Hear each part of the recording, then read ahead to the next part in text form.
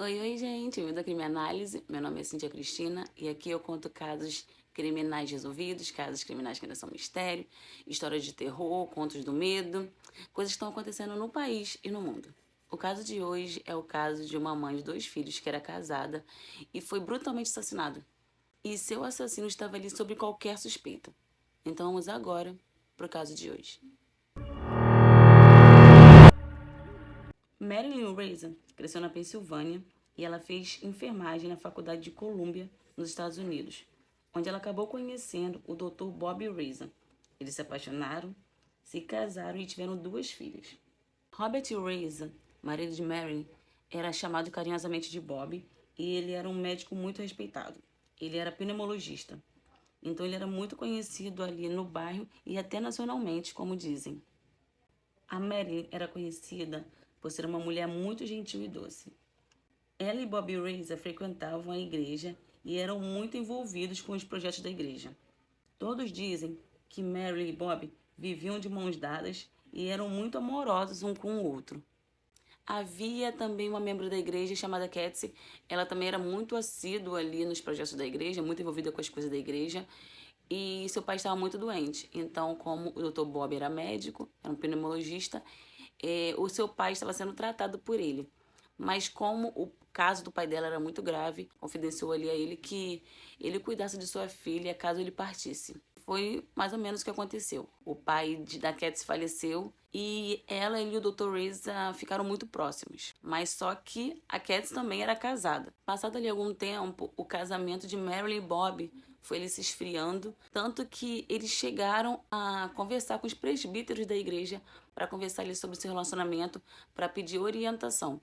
Sendo que era meio estranho isso acontecer, porque eram eles que costumavam dar orientações a outros casais da igreja. Então era algo incomum ali, mas como o relacionamento deles estava passando por essa crise, eles decidiram ali pedir um apoio ali dos presbíteros da igreja. Em 1988, o casamento ainda não estava dando certo, mas Bob e Marilyn não se separavam e Bob acabou começando ali a ter um caso com uma membro da igreja que se chamava Dora. Então ele estava ali muito envolvido com a Dora e Marilyn nem suspeitava desse caso. Dora estava pressionando muito Bob a se divorciar, a terminar seu relacionamento, porque ela estava muito apaixonada por ele, mas Bob não estava pretendendo fazer isso. Ele dizia a ela que o carro da Marilyn poderia bater, ou se Deus quisesse ela poderia morrer, mas a opção do divórcio era algo impossível, algo que não aconteceria, algo que ele não teria coragem de pedir. Ali na igreja também tinha um homem chamado Gary Byrne, que todos percebiam que ele estava muito interessado em Marilyn, né, a mulher de Bob, que ele estava muito ali solícito sempre quando ela e Bob estavam mal, o relacionamento deles não estava ali andando, não estava dando certo. O Gary estava ali por perto, tentando ajudá-la, tentando orientar ela. Além do caso extraconjugal de Bob com Dora, ele também estava tendo um caso com a Katsy, que era a filha do paciente dele que faleceu, que é ali que também congregava na mesma igreja que ele. Ela chegou a largar seu esposo Sal para ficar no relacionamento com o Dr. Bob. E Marilyn ali não desconfiava de nada, até que um dia o Sal, o marido de Katsy, da segunda mulher ali que o Dr. Bob estava tendo um caso, foi até a casa de Marilyn contar para ela que os dois estavam tendo um caso. A mulher dele largou ele por conta do doutor. A Marilyn ficou assim extremamente decepcionada. Mesmo decepcionada, ela tentou ainda salvar seu casamento. Ela tentava a todo custo ali que eles não se separassem. O Dr. Bob queria separar, mas não que isso fosse causado por um divórcio. Em 10 de dezembro de 1990, o Bob teve uma viagem de negócios. Então ele foi até Nova York e Marilyn ficou sozinha em casa, pois as filhas dela não estavam em casa. Uma das filhas estava num retiro.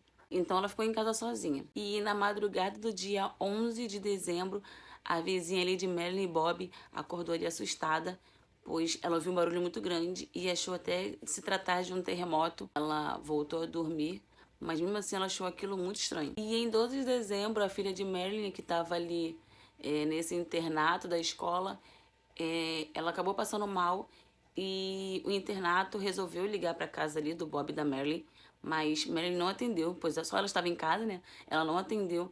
Então ligaram para o número de emergência, o segundo número ali que deram para ela, que era de um vizinho que era muito próximo ali da família.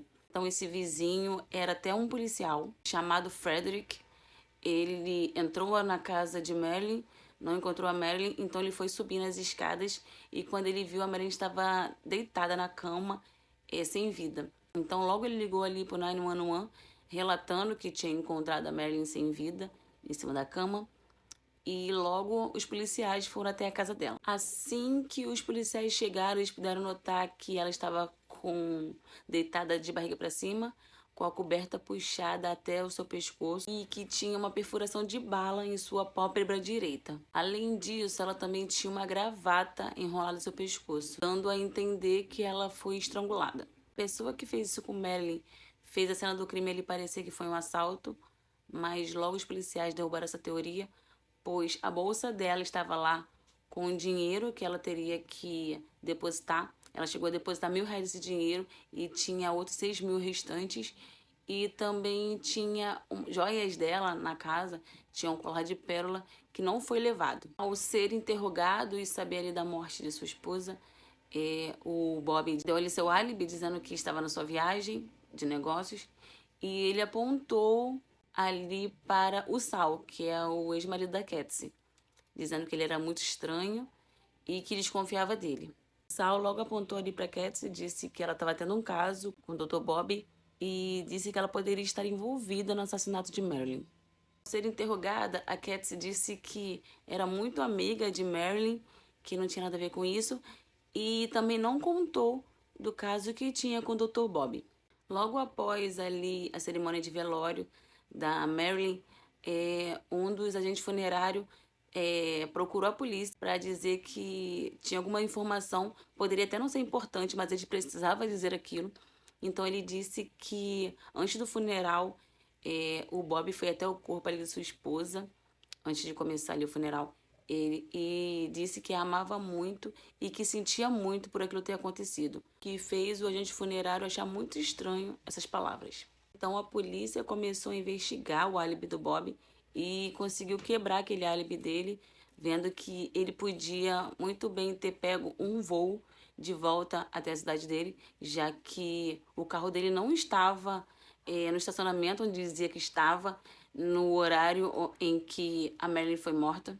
E os investigadores também descobriram que o Bob havia comprado um rifle 22 que batia com a mesma munição que matou Marilyn. E também descobriram que Bob fretou um voo para voltar até a sua casa no dia 11 de dezembro. Bob então acabou confessando.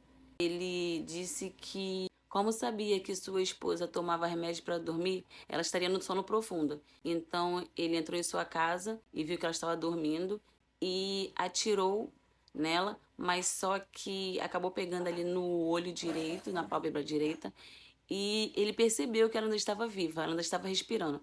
Então ele foi até seu armário, pegou uma de suas gravatas e a estrangulou. Ele ficou ali por cerca ali de 5 minutos estrangulando-a, porque Marilyn resistiu a todo tempo. Ela lutou muito por sua vida. Bob contou aos policiais onde jogou o rifle 22.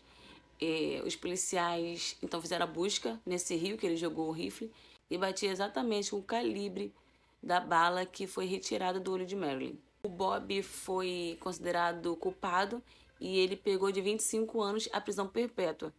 E o que mais chocou ali a todos foi que as duas filhas de Bob e Marilyn pediram ali leniência, uma suavização da pena para o pai. Chocou muitos ali todos no tribunal, o que não ocorreu. Ele foi considerado culpado e morreu na cadeia no ano de 2012. Então, gente, esse foi o caso de hoje. Espero que vocês tenham gostado. Um grande absurdo, né, esse caso. Comentem aqui o que vocês acharam. Fiquem com Deus. Até o próximo vídeo. E lembrem-se, muito cuidado em quem vocês confiam.